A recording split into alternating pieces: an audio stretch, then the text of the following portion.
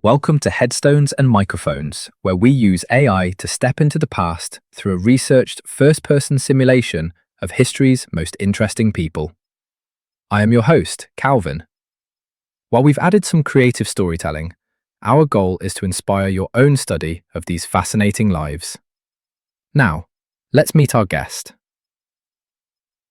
I am so excited for today's guest. He was a titan of industry, a philanthropist, and a man who believed you could do just about anything if you dared to.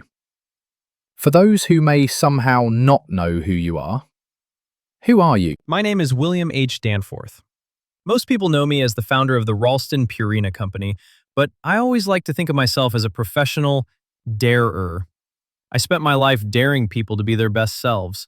I love that energy. Let's start at the very beginning. When and where were you born? I was born on September 10th, 1870, in a wonderful little place called Charleston, Missouri. And what was your given name at birth? It was William Henry Danforth. Is there a story behind your birth name? It was a solid traditional name, but the real story is in the family name.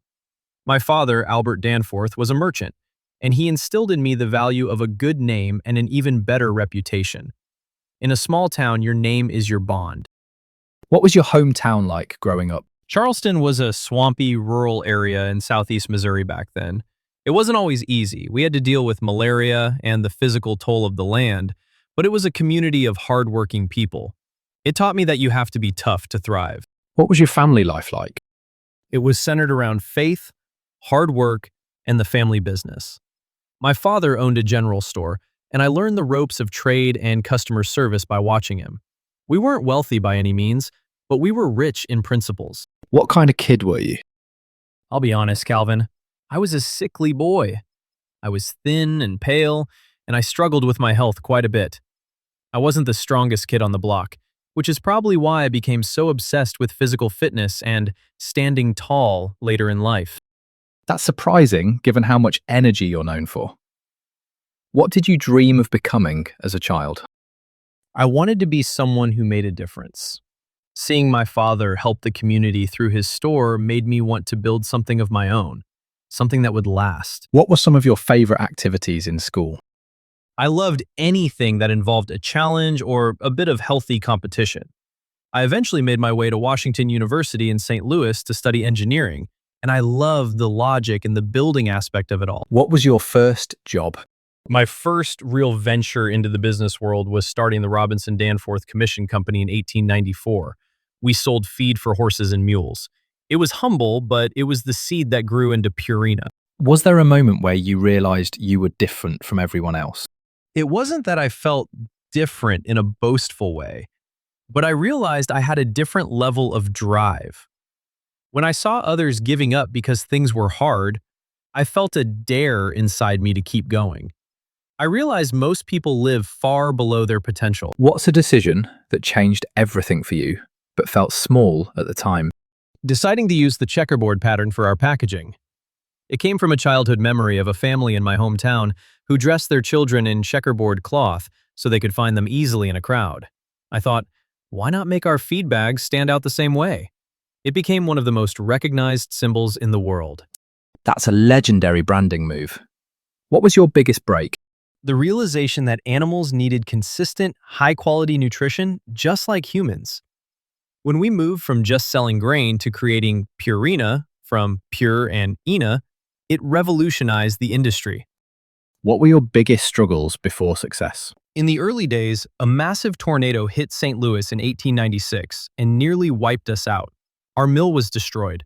I had to go to our creditors and dare them to believe in us so we could rebuild. Thankfully, they did. Did you ever consider quitting? Never. Quitting wasn't in my vocabulary. Every setback was just another dare to find a better way. Were there any specific daily habits or routines that you feel are essential to your success? Absolutely. I believed in the fourfold life. Every day, you must develop 4 areas: physical, mental, social, and spiritual. I would stand tall, eat right, read constantly, and always try to be a service to others. If you neglect one, the whole square collapses. What job would you have had if fame never happened? I think I would have been a teacher or a coach. I loved motivating young people. Even at Purina, I felt more like a coach than a boss. How did relationships change after success? I tried to make sure they didn't change for the worse. I wanted my employees to feel like partners. I called them associates.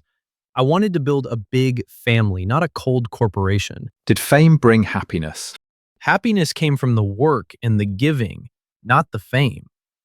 Seeing a young person in the 4-H club succeed because of a scholarship we provided, that was true happiness. What misconceptions did people have about you? Some people thought I was too intense with my dares. I used to send out Monday morning messages to all my employees, pushing them to be better. Some might have thought I was never satisfied, but I just knew they had greatness in them. Who had the biggest influence on your life? My father, certainly. And later, the young people I met through the American Youth Foundation. Their potential always inspired me to keep building.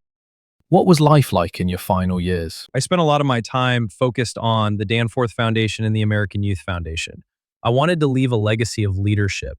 I was still active, still daring people to stand tall right until the end. What were you working on in your career before you passed away? Mostly philanthropy. I was focused on how to use the wealth we created to better the world, specifically through education and youth leadership at our Camp Minnewanka. When and where did you pass away? I passed away on Christmas Eve, 1955, in St. Louis, Missouri. What happened? It was simply my time. I was 85 years old, and I had lived a very full, fourfold life. I went peacefully, knowing I had left everything on the field. What's a random fact about you most people have never heard? I was a big proponent of eating whole wheat. I used to carry around pockets full of raw wheat to snack on and show people how healthy it was. I was a health nut long before it was trendy. What's your funniest behind-the-scenes moment? I used to make my executives do calisthenics. Imagine a room full of serious businessmen in suits, and I've got them all standing up, stretching, and reaching for the ceiling to stand tall before a meeting. What advice would you give people chasing success? My advice is simple. I dare you. I dare you to adventure. I dare you to do things. And most importantly, I dare you to be your own self at your very best. Don't settle for a twofold or threefold life. Go for all four. Mr. Danforth, do you have any closing remarks about the interview or the stories you shared that you would like to share with the listeners before we sign off? Just that life is a grand adventure if you have the courage to treat it like one. Thank you, Calvin, for letting me share my dares with the new generation. It's been a delight to see that the spirit of growth is still alive and well. What an absolute legend. From a sickly kid in Missouri to the man who built a checkerboard empire and challenged us all to stand taller. William Danforth reminds us that our potential is only limited by our willingness to be dared.